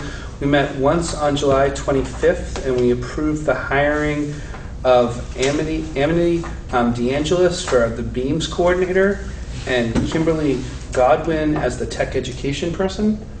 And then on July 31st, we met again, and we hired, help me with her last name, Keith, Rebecca Artessa as a special education teacher.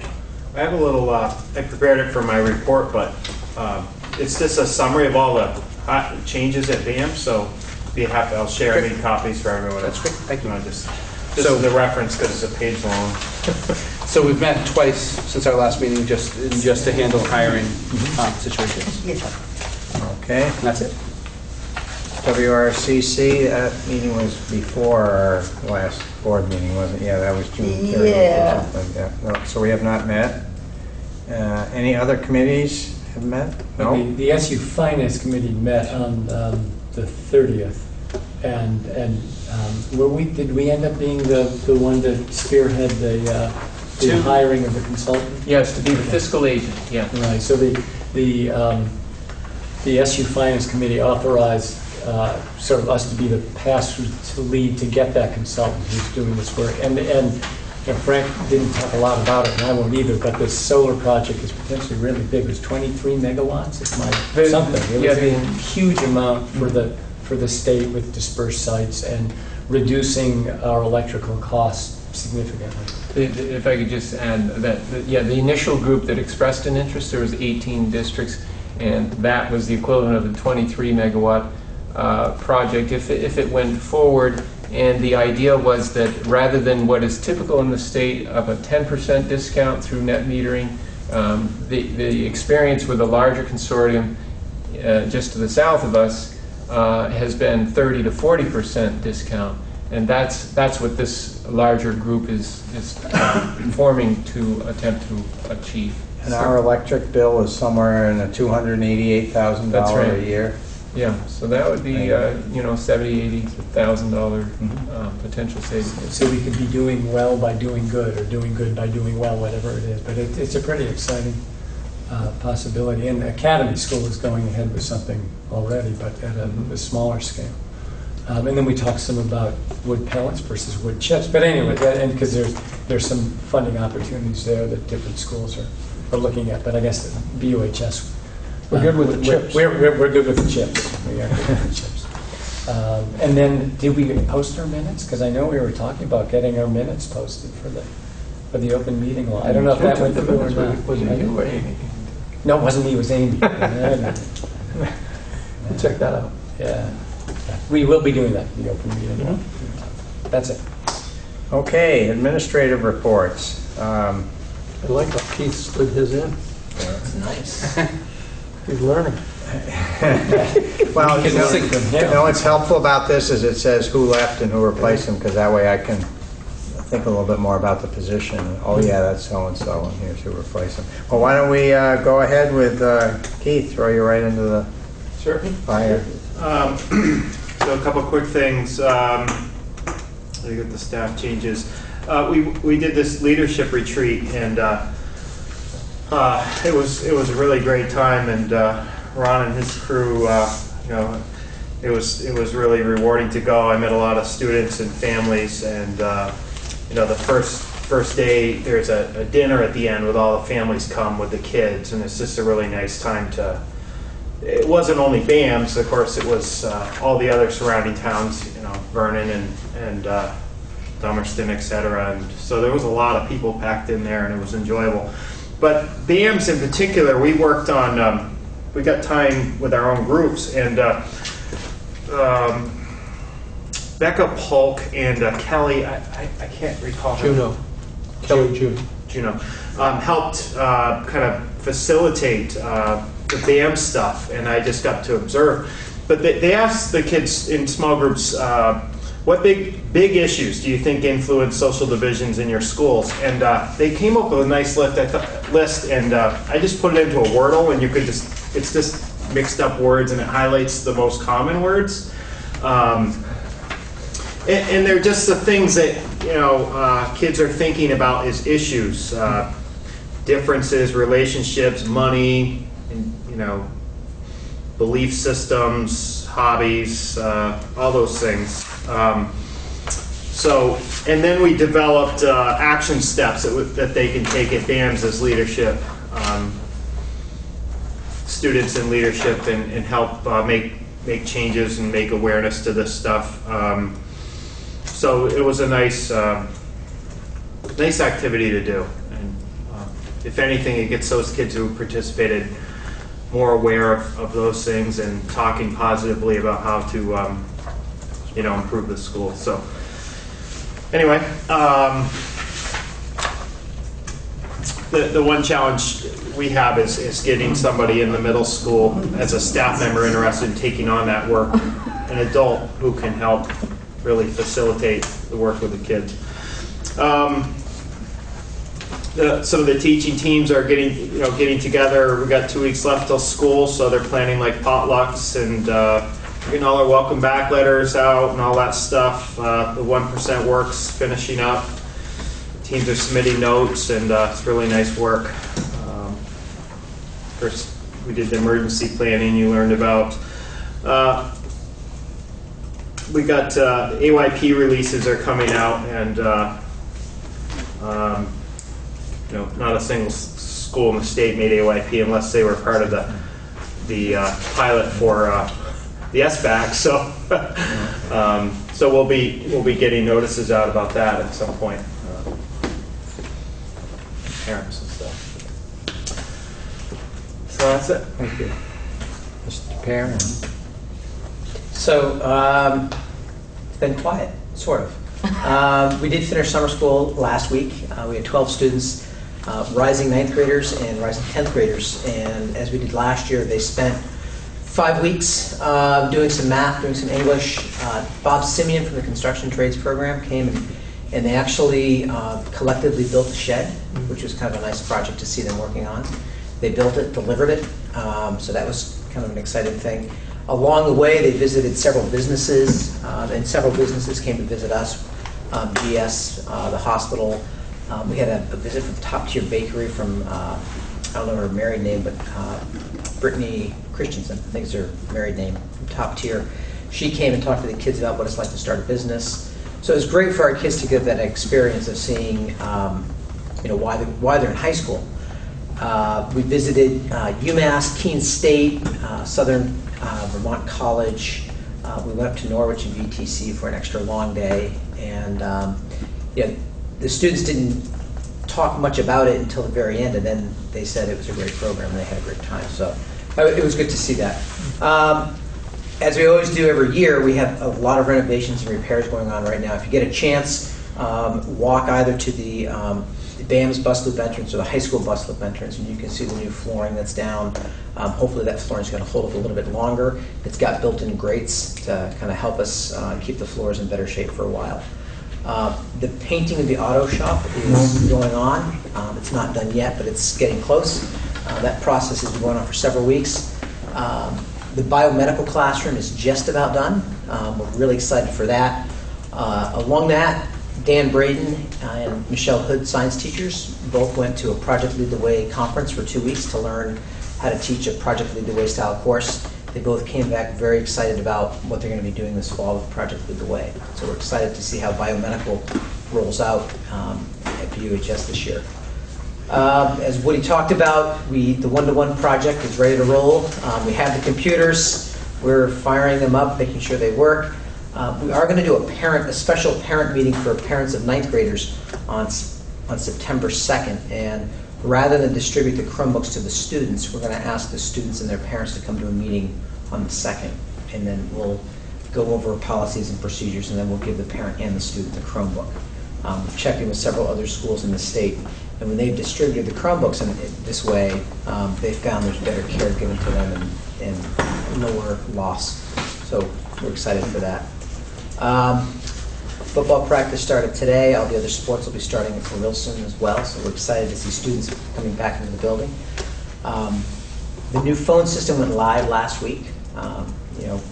Ruth talked about that in her report. It's up, it's running. There's a couple of kinks here and there. My phone doesn't ring. You're complaining? No, that's kind of okay. So oddly enough, today my phone wasn't ringing, which is okay. The intercom system is not done yet.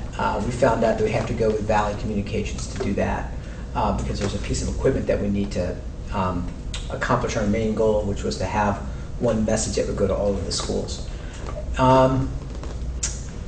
Finally, the first day of school for freshmen, the class of 2018, is going to be the 28th of August, and we're looking forward to welcoming them. I'm especially excited because I get a 9th grade advisory since my seniors just graduated. And then I would invite board members to come to BUHS BAMS in the Career Center, as you have in the past, on the 29th, to help us welcome all the students back on the 29th. So 29th? Yep. The 29th. Well, historically, we've done both. If available, we've done both days. Right. To greet the 7th graders and the freshmen, but then also to grad. But it would be great to have board members present, at BAMS, where the buses roll in, and also in the front of the school. It would be great to have board members present to greet the students this evening. So, thank you. What time does school start again? It starts at 8:45. Oh my word, not so. What time are they getting off the bus? 8:45? Are we freeing them off the bus? 8:30. Yeah. Days have full of that time. I was stirring the pot there a little bit, sorry. Do we do like a little time for them? Well, Yeah, we have it. Okay, Thank that you. it? That's it. Thank you. Thank you. Where are we here? Central office. Nothing more from me. I talked a lot earlier. And just to say that Frank's transition with Jim has gone really smoothly. Jim Kane has had to close out the grants, the federal grant program through July, and then he's been working with Frank on the special ed reporting and the Sears report that's part of that. So that's been very, very busy. and I'm really glad that Jim has been able to continue on, and Frank has seamlessly worked into the work that Jim's doing. So it's been a really good transition. Okay, WRCC, Michael informed me a long time ago that he had a vacation commitment, and so he was excused for tonight. I don't know of any huge issues that won't be reviewed. We can talk about it the next meeting. And I have nothing specific, so I believe that takes care of administrative reports. And we move on to unfinished business, if there is any. I just have a quick question. I got an email today from the VSBA on a property tax conference. Is anybody going to that in South Burlington? No. Man, that sounds exciting. I can't go. I just would like to see what transpired. But in line with that, you mentioned VSBA, and I probably should have thought to mention it too, is that the regional meetings are coming up. We hope that some board members will be able to attend. Our regional meeting is in Springfield on Wednesday, the 17th of September. Yeah, I think I've already signed up. You signed up? Okay. I will, as always, try to attend, but sometimes I make it, sometimes I don't. I think I've always done that. Yeah. Could you reiterate our next board meeting? I was going to do that. I have down September 15th. We decided to go with one in September, give the schools a chance. Well, Labor Day is the first, so give everybody a chance to get up and running, and then have a meeting on the 15th. And then August 27th is the finance. Yes, at 8 o'clock. And the September 15th full board meeting would be back at the 7 o'clock regular time. Okay. Any new business? If not, I have just one thing. Mr. Perrin? Yes, ma'am. Would you please convey to your custodial staff how pleased I am with the appearance of the building, and particularly these lovely floors? yeah, it's amazing. The stairs look brand new. I'll pass that on. Some of this is due to the new water-free scrubbers that we purchased in June. So That may be, there's still a lot of elbow grease involved. absolutely, and they've been working really hard. I know they have. The other thing they've done, independent of the work being done at the Career Center and the auto shop, is they've been doing some amazing painting work as well. And we actually have 2 crews working, one during the day and one at night, and they're doing great work. So I will make sure I pass that on. It looks great. And you're going to have a recognition luncheon for them on Right, Friday. This Friday. Yep. scheduled when I'm away. Keith and I are going to be cooking lunch for the custodians. Yeah, and they have really done a remarkable job Yeah. this season. When are you cooking lunch for them? Friday. Friday? I would love to come and cook lunch with you. Sure. We could use another cook. Our ambassador cook. There it is. Yeah. Where and what time? 11:30. We're going to be hopefully grilling. Up by the tick. Up by the tick. Yeah. Okay. So, we were going to do a pig roast, but we couldn't get the get the excavator, pig? the hole ready. Oh. That's good. Yeah. Oh, you want a bonfire. Right, we want a bonfire. On that note, is there a motion to adjourn by chance? We better. I move we adjourn. Yeah. Second? Second. Mike, all in favor? All right. Thank you all.